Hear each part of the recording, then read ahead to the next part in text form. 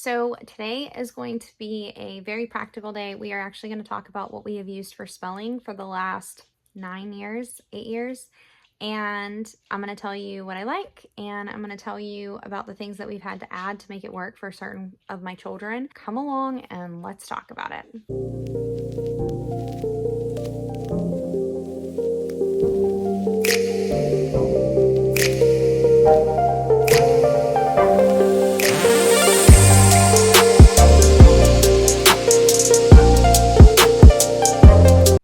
Hi, my name is Amanda from Learning to Level, and today we are going to be talking about everything to do with what we've used for spelling. If you're new to the channel, it's a channel all about homeschool from a biblical worldview. We talk about, the practical, we talk about biblical encouragement, we talk about everything that encompasses homeschool. And so because of that, today we are going to talk about a spelling curriculum. Curriculum videos are tricky, and here is why. Because just because it works for my family doesn't necessarily mean it will work for yours. Every child has a different learning style. I have 4 children, and I can tell you right now that there are some things that are easy to just teach universally, and then there are some things that each child needs to be taught differently and for them to 100% get it and master a concept. So for me, and there's also teaching styles. So for me, I do like a traditional approach for some of my curriculum. I also really like Charlotte Mason style for others. When people sometimes hear curriculum videos, they will either have this like fear of missing out, or they will think that somehow the curriculum that they're using may not be as great as another curriculum out there. And so before I start with the video, I just want to give you this. If you have a curriculum that is working for you and it's within your budget and it is checking all the boxes, it is keeping your child at or above grade level or working to the best of their abilities, you don't need to switch. The reason I am doing this video is because 1, I feel like I need to, and then 2, because I actually do find curriculum videos helpful when I am looking for something. Like when I am currently in the market for a specific kind of curriculum, I find that having other moms come on here and show me like, hey, we use this, we like this, we didn't like this part, we needed to add this, is actually really helpful, rather than just kind of flipping through the book by yourself, because sometimes the sample pages really isn't enough for you to understand how the curriculum works. And having another mom come on here and be like, hey, we used this for a few years and it did work and my kids are spelling great, or it does help to have that. And so without further ado, I'm just going to jump in. We have only really ever used 2 spelling curriculums, and they're the same 2 spelling curriculums that we have stuck with, and honestly, I will probably stick with. And the reason is because it worked. The first one is probably not going to come to a surprise for you if you have been on this channel. So if you have been on this channel for any length of time, it is not going to surprise you, but we actually started with Horizons spelling. This, when we originally started with Horizons spelling, it came in a box set. So when we originally started with Horizons, I had ordered, I think, the whole curriculum for the kindergarten set for my eldest child, and we have really stuck with it. Horizons is a spiral approach on both phonics and on math, and we still use math to this day in Horizons. I can tell you, I am very satisfied with their math curriculum. I am very satisfied with their phonics curriculum and just how thorough and how repetitive it is. I know for some students that might be incredibly boring, but man, when it comes to hammering in information, Horizons is a wonderful go-to. When I'm looking for a curriculum in math and I'm looking for a curriculum in phonics or reading or language arts, I want something that is going to hammer the basics down. And so we actually started with Horizons vocab, spelling and vocab, and it's a pretty fairly decent curriculum. It does have biblical integration, which I like that. It does bring in scripture. It does have some things in here where they actually are engaging with scripture. I think they use the KJV for it, but definitely wonderful. They integrate Bible themes, They integrate things about the Lord in here, which is definitely a plus for me because I want a Christian curriculum. For me and my family, this works great. And I do like the fact that I think it's every few lessons, like, let's see if I can give you an accurate. So about every 4 weeks, it looks like you have almost like a review of previous words. So you're not, again, with the spiral approach, you're not just touching on this one time and then you're done and you're not touching those words again. They actually do have whole review weeks where you're going back through and you are going back through the lessons again. So about every 4 weeks, you're going back through, they're pulling words to make sure that you're actually understanding the words that you just learned, which I actually like that because then they're not just like dumping the words and then you're not ever touching those again. With spelling, if your children don't really get it the first time around, they give you another option to review those words in a few weeks from then, which I actually really appreciate because the goal is to get our children to learn it. And if for whatever reason there's just 1 word or 2 words that they're just not getting, they get another opportunity to work with those words again. They also have, I believe it's 5 days. Let's see. 1, 2, 3, 4. So they have a pretest, about 5 days of activities for you to work with those spelling words. And then you have a test. So it is definitely set up from like a Monday to Friday format where you give them a Monday pretest, you work with your words a little bit, then Tuesday, Wednesday, Thursday, you are working with those words all week, and at the end on Friday, you are taking your spelling test. If you have someone who does not spell very well, and you know if this is that child, you may need to bring in extra work, like a whiteboard, and just let them write their words like 5 times each. Or you might need to bring in like foam letter blocks so they can reinforce it, because it really is 1 worksheet per day working with those spelling words. So if you have a child that you know is like 1 worksheet a day ain't cutting it, then you might need to bring in some manipulatives to work with it, because it's more traditional. It's like a worksheet, work with your words, and then you kind of go with it. There is in the teacher's guides, however, though, extra reproducible words and worksheets that you can photocopy and then use those for extra practice as well. So it does give you that option on some of the lessons. So if you are looking for that, that is also an option. So that is Horizons Spelling and Phonics. We've used it for 1st grade, 2nd grade, and 3rd grade because those are the only grades that they have. They don't have one for kindergarten, and they also don't have one past 3rd grade. So with that heads up, this is spelling and vocab for Horizons. And like I said, we've used this one for 3 out of 4 of my children. We plan to use it again, Lord willing, with my 4th child.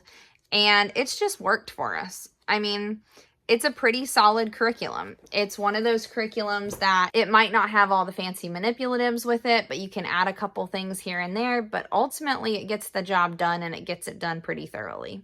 So because of that, we do like that curriculum. I do plan on using it for my 4th kid.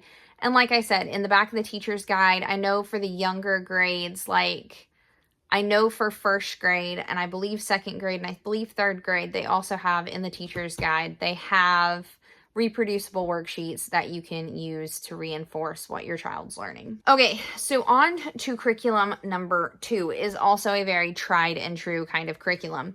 However, we use this one a little bit different. So if you can see, this is Aback Vocabulary, Spelling, and Poetry. This is, I believe, okay, so this is the spelling and vocabulary for 8th grade. So I just pulled one of the random ones. I didn't go searching for all of the different levels that we have. But what I will say is spelling and vocabulary for 8th grade. So this is this book. I will say this, when you get to Aback, I don't find them to have necessarily enough work associated. So like in this vocabulary book, you have like exercise A and B. And so if you have a child who needs a lot of help with like, they're not going to make a lot of work on their own to study their own spelling words, you may have to add worksheets or word searches or maybe get on Canva and make some worksheets for your child. But I actually don't. By the time my children get to Aback, they need to have known how to study their own words. And I do give them the freedom to learn how to study their words on their own. I do get them to do the exercises in the book, but most of the time it's like writing their words over and over again, giving them opportunities to learn how to study their words by themselves, because at that time they've done spelling work enough to know which ones work and which ones don't. And so what I will say about Aback is that their word choices and the things that, and the vocabulary they give your children at the end of it is extensive. So they are not just learning maybe words that we are familiar with now. I mean, I feel like the vocabulary as a whole has kind of shrunk and diminished. Like, we're not using words that were commonly used 10, 15 years ago. I feel like slang has taken over a lot more. And I'm not just talking about America. I'm talking about all over. I'm talking about just our generations have definitely seemed to not value as highly language, and it's been shortened, it's been abbreviated, it's been brought back into a slang kind of. It's kind of sad, because some of the classics, some of the things that we would read as historical documents, or even read as like Shakespeare, or read more intellectual things like C.S. Lewis, or just anything that requires a higher knowledge of vocabulary in order to easily read some of these documents, I think are missing in our modern society. I know that's going to sound kind of judgmental, and I apologize, but even in my generation, I mean, like, we started shortening words and just abbreviating things, and we cared less to learn about maybe the bigger words or words that have more complex meanings. And I think that it's actually done kind of a disservice to our children, because they can't read some of the things that they should be able to read. And Aback does a really, really good job at not letting that language die. So, like, for example, like I said, this is eighth grade, I think, an 8th grade spelling book. And it has words like philosopher, rendezvous, phenomenon, unceremoniously, jargon, incessant, jurisdiction, venturesome, allocate, depreciate, morose, seethe, countenance, ingraft, invariable, foreshadow, comparative, incidentally, manner, repetition, incompatible, eminent, connoisseur. Words that, if you were reading literature that is more historical literature, where people used words that were proper and they didn't use slang terms, and they definitely were very selective on their vocabulary within their writing and their literature, I do find that some things don't keep up with just the vast vocabulary of old style literature. And so because of that, I do like Aback. Like I said, the one thing I do not like about Aback is the fact that they don't give a lot of work with it. So you're not going to get a lot of work. You do have tests that offer dictation and vocabulary matchup and things like that. But I find that you do have to give side work, or you can do what I do, which, if the child shows the aptitude to be able to understand how they learn best and to study it freely, I allow my child to kind of start learning some college skills where they're going to have to study. They have to start studying based on their capacity and how they learn best. They get to start putting some of those study skills actually to practice with their vocabulary and their spelling within homeschool. I will say that if you take on these curriculums and you do give them to the upper grades in Aback, you do have probably like 30 spelling words. I want to say it's like 20 to 30 spelling words every single week. So it is kind of a lot, but it is so worth it. And I'm so grateful for Rebecca to keeping the standards high as far as when it comes to their vocabulary and their spelling work. I hope this helps. I hope this didn't become too much of a lengthy video, but the reason I wanted to make it and to explain it is because, like I said, I have found curriculum videos very helpful in the past, and I want you guys to, when you get on my channel, I want it to be a help and a service to you, and I don't want it to just be about making content to make content, because honestly, there's a lot of content out there. Like, I want this channel to actually serve you guys, give you the option to just hear from another homeschool mom. Some of us are doing this in isolation. I know that I think I was the only one in my friends group that homeschooled full time. I'm pretty sure. And right now I have people in my sphere who do homeschool, but that has not always been the case, especially not when I was first starting out in homeschool. So I want to just give like, hey, it's okay. Like, here are some things that I've tried. If you are at a loss, also pray about it. I'll always tell you, pray about it.